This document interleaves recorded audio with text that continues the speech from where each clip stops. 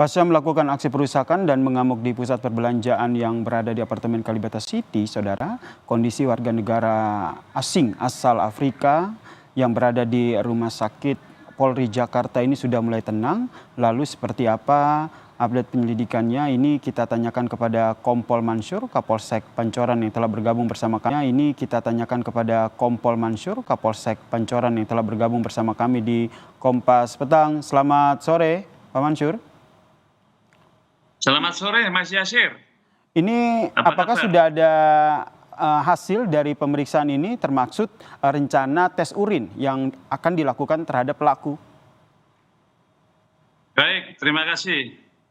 Perlu kita sampaikan terkait dengan kejadian tadi malam, ya, bahwa saat ini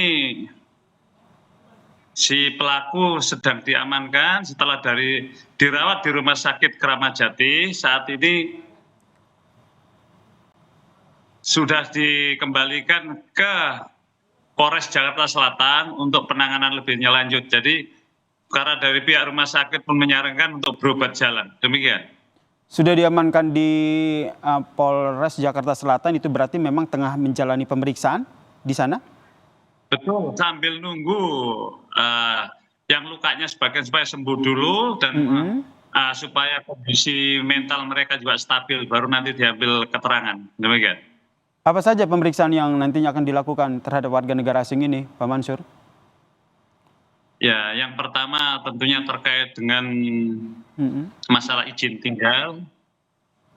Yang kedua terkait dengan cara indikasi membawa senjata tajam. Dan yang ketiga ada indikasi menggunakan obat ataupun minum, karena kondisi kemarin tidak stabil karena indikasi mereka adalah mabuk. Demikian. Ada indikasi menggunakan obat-obatan terlarang dan juga minuman beralkohol begitu. Ini sudah ada jadwal untuk melaksanakan tes urin atau pemeriksaan terkait hal ini? Saat ini belum terjadwal, maka dari itu nunggu kondisi mereka betul-betul stabil. Makanya sekarang diamankan di Polres Jakarta Selatan.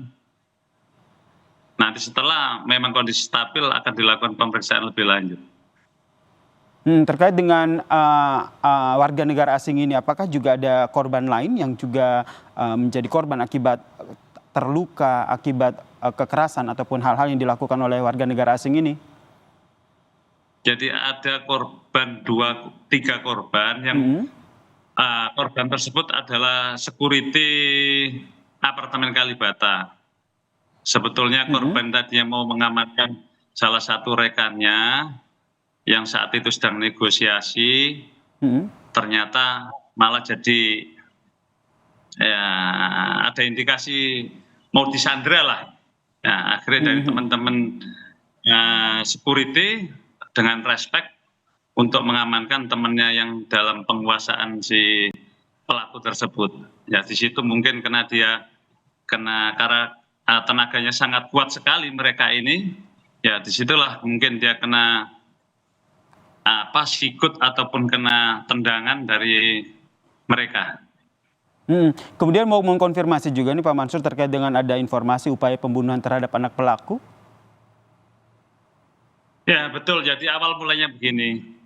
Jadi si warga negara asing ini ada cekcok dengan pihak keluarga atau dengan istrinya. Namun yang dibuat sasaran adalah anaknya. 2 anak ini dianya yang masih sangat balita, satu umur ya kurang lebih 3 tahun, mungkin satunya 2 tahun, sama-sama jenis laki-laki.